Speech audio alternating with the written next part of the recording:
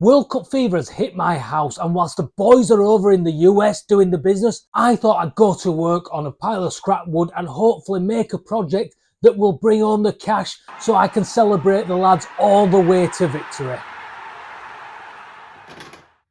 This project starts out in the scrapwood cupboard, but much like the England team, I'm going big or I'm going home. You see, this is no ordinary scrapwood cupboard. This, ladies and gents, is the hardwood scrap cupboard. For me to go as far as I can in this World Cup, I need an easy ride at home. So when my little girl asked if her cat could star in a video, I thought, why not? Because a happy kid is surely a kid that's going to let dad watch football every night of the week. Or so I hope. And as Rosa supervised me sorting out the grain orientation, we move on to the first part here, and that's to add some biscuit joints into this wood.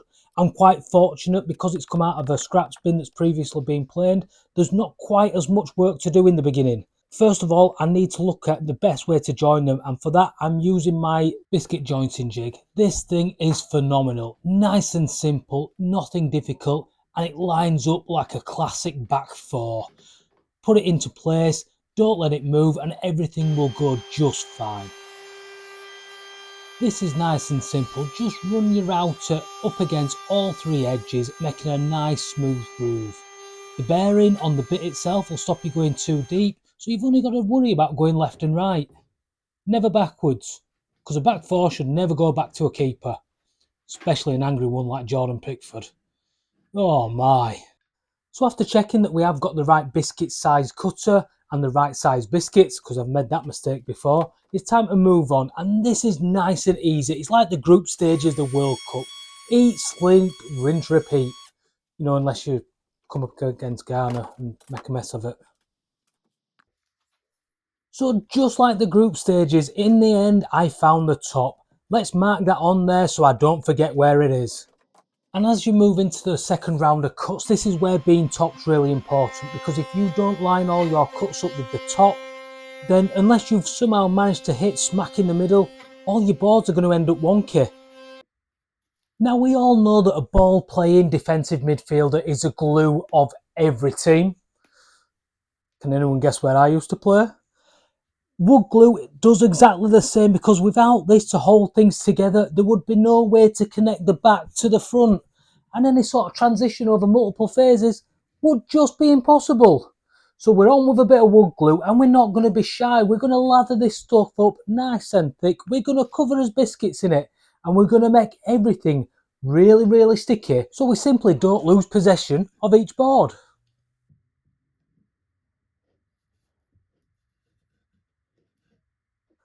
Now, I don't know about you, but I always thought that clamps were a little bit like football coaches.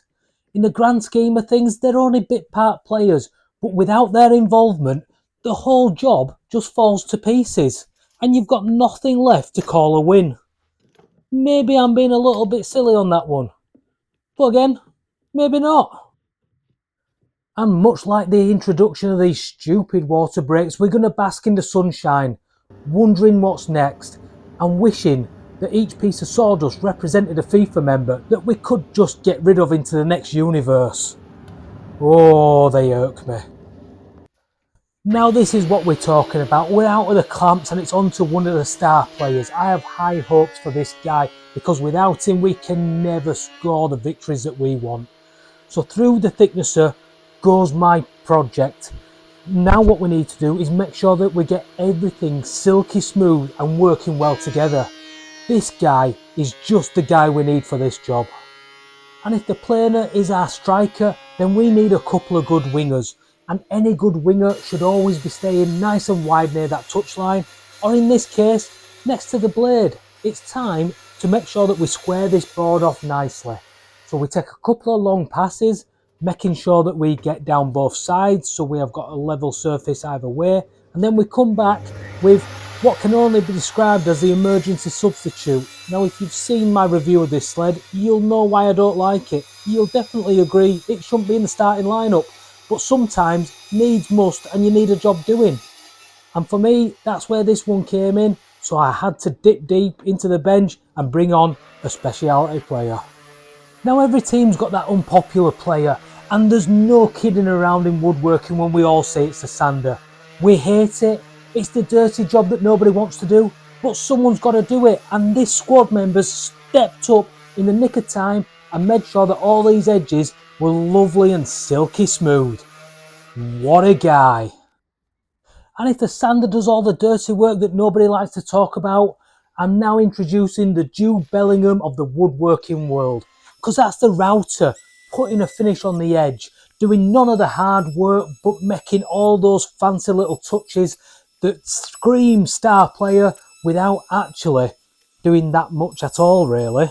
Come on, Jude, let's see a little bit more from you. A little bit of fight, a little bit of determination, or at least a little bit of sawdust as you start chipping away on this project. Now, logos are all over the place in sports, and much like a football jersey, my project's no different, and it's got something emblazoned across the front. But just like a football team, you don't need to go in with the star signing and the big bucks of a sponsorship. You can just start with something nice and easy, like some felt tip pens covered over with a little bit of clear gloss. It all does the same in the end, it's just how you get there. Now, I don't know how I didn't pick up a yellow card for this little manoeuvre. Coming straight through the back of it is a surefire way to give away a foul and get yourself carded. But for some reason on this project, the referee hasn't seen what I'm up to, so it's coming straight through the back of this one and trying to leave no trace on the front. I hope this still looks pretty when I turn it over. And just like the coaching staff in any tactical phase, sometimes you need to draw a picture so you can illustrate exactly what needs to happen. There's a little bit of hardware to go in with the router here, so once I've got that mapped out with where I want to go, I'm going to come back one pass at a time, going deeper and deeper and deeper, just like a tactical input.